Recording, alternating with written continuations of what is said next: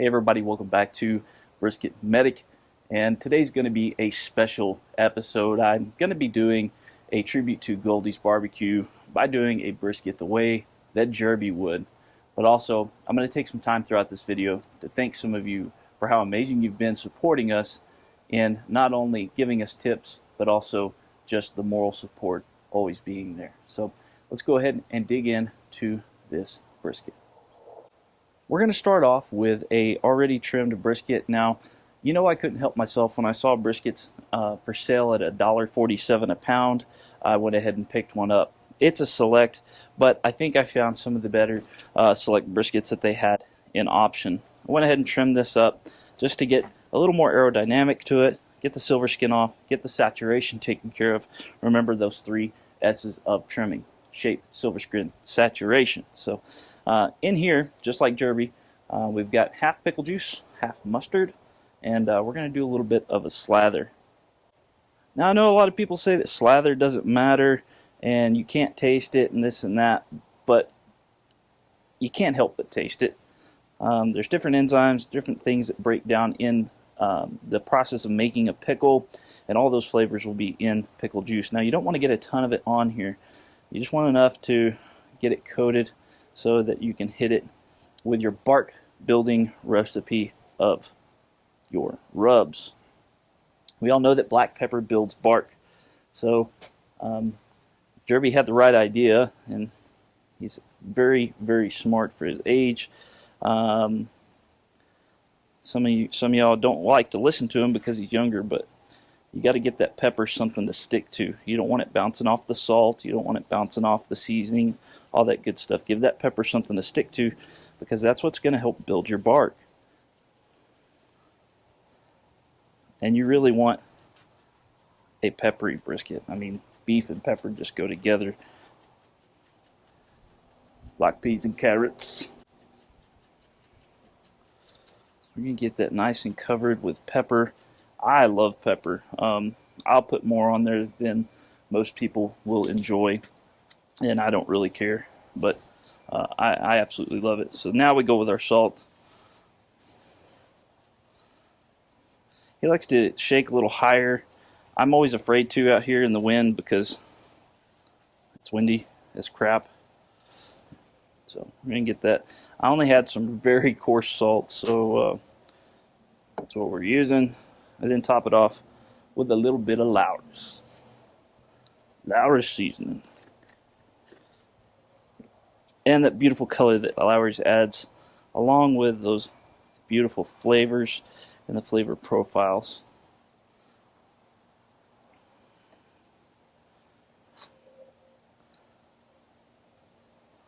I'm going to flip it over and do the same thing on the back side, and then we're going to let it rest and get the fire going.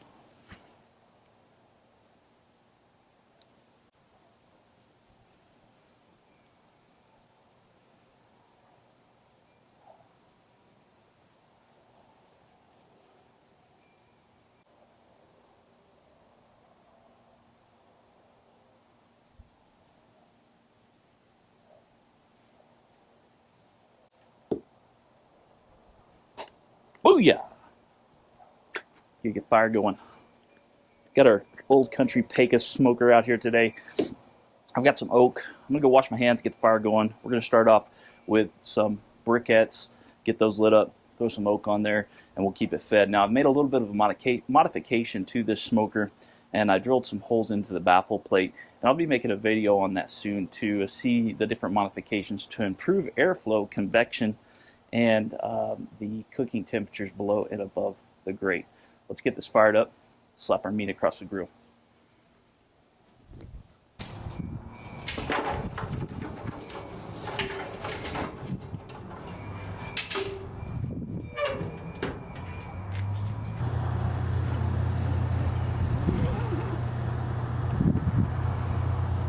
So this bad boy is rolling. We're tipping up just over 300 degrees right now. I do generally like to start off a little bit higher, but that's just me personally on this size of an offset. I'm going to be putting the brisket on the opposite side of the firebox with the point facing towards the firebox for a little bit of protection and fat side up. Hopefully we can get this thing done without having to wrap it before roughly 180 degrees. And we'll be watching it for dry spots with a little bit of spritz of water and pickle juice. If we do need to shield any portions of this brisket, I'll use just a few pieces of foil to do so. Let's go ahead and get it sticked on there. Sticked on there? Let's go ahead and get it stuck on there. It already looks so beautiful just because of the rub that we're using.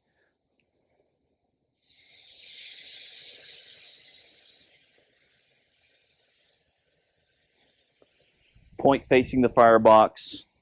Got a great fire going. Beautiful clear smoke coming out with that oak wood. Can't wait to see how this tastes. We're going to be checking on this every hour or so. I won't open the lid for the first 2 hours, but we'll come out here and keep this fire stoked. We'll see you when something comes up, or if something comes up. If not, I'll see you when we're spritzing and wrapping and all that good stuff. Guys, while we're doing that, I do want to take some time to thank so many people who have been part of Brisket Medic and this channel and my personal life to help us be successful.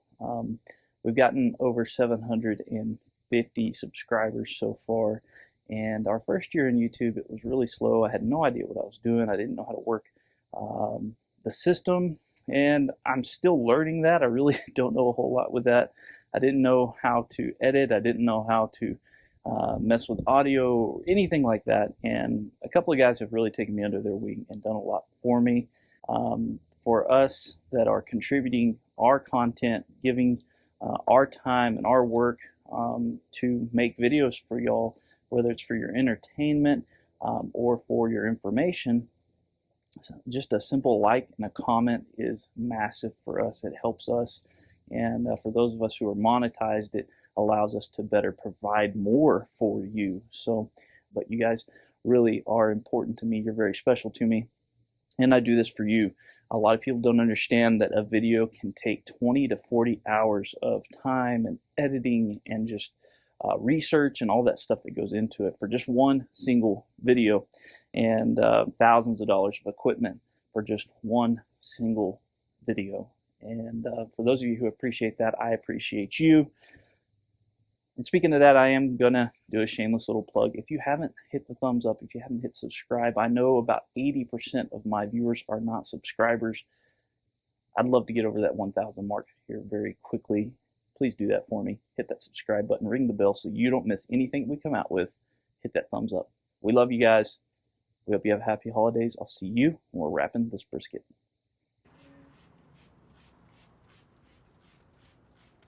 Remember, smoke likes a moist environment.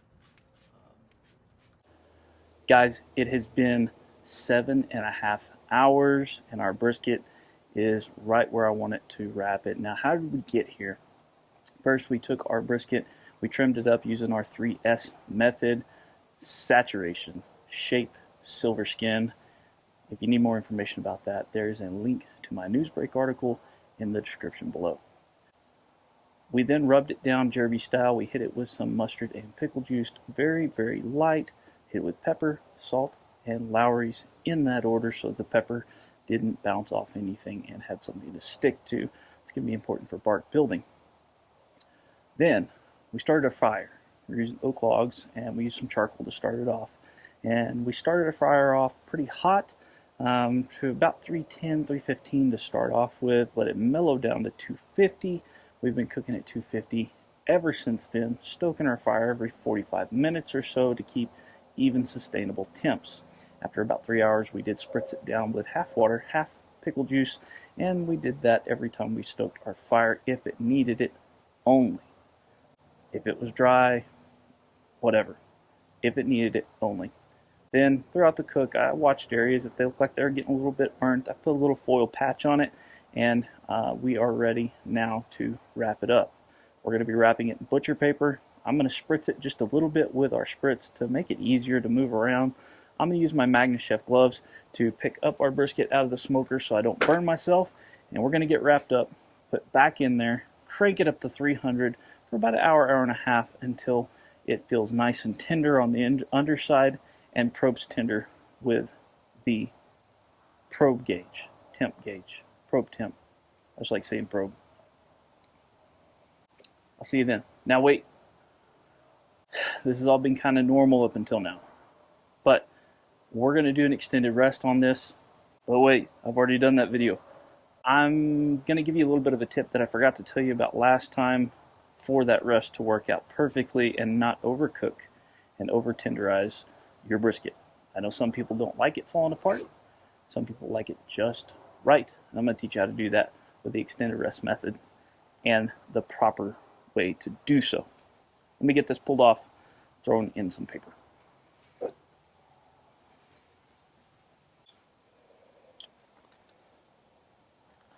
Place it onto our paper, fat side up, just like it was in the smoker. And we want to remember which direction that is, because we're going to fold it fat side down, and the last time we want it to end fat side up again. So I'm going to scoot this over just a little bit so we can get our folds correct. Remember, we want this to be really, really tight.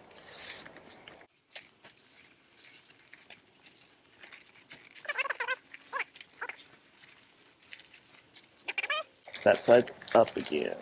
All right, nice and pretty. I'm going to take this excess, we're going to fold it over and give it just an extra buffer on the bottom. Boom, boom. She's beautiful. She's warm. She's going to be moist. We're going to throw this in the smoker. 300 degrees for probably an hour and a half, 2 hours. It'll be finished up.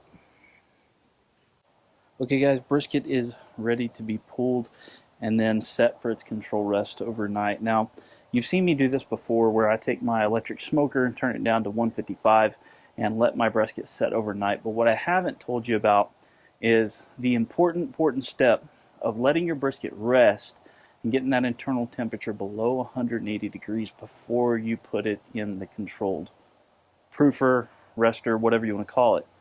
The reason for that is if you don't let it get below that 180, it's going to carry itself up to 215, 220 and just be crazy tender. Now, if you want to like make pulled beef or chopped beef or whatever, that's perfect for it. But if you want those slices that are perfect, that hold on their own weight with a bend test and pull apart tender, nice and juicy, you want it to be below 180. Now the whole point of that controlled rest is to keep that brisket around 155 to 160 degrees, because that's when all that collagen is going to break down and make it so juicy. We're going to go ahead and pull it out, let it rest, get it over into the warmer, probably in about 45 minutes. Next time I see you, it'll be tomorrow morning. I'll be getting this ready to test for us, but also packaged up for the wife to take to work for Christmas party. Check it out.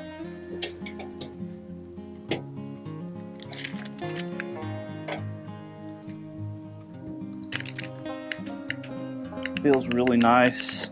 I like to feel right in the middle because this is all going to be done faster than this in the middle.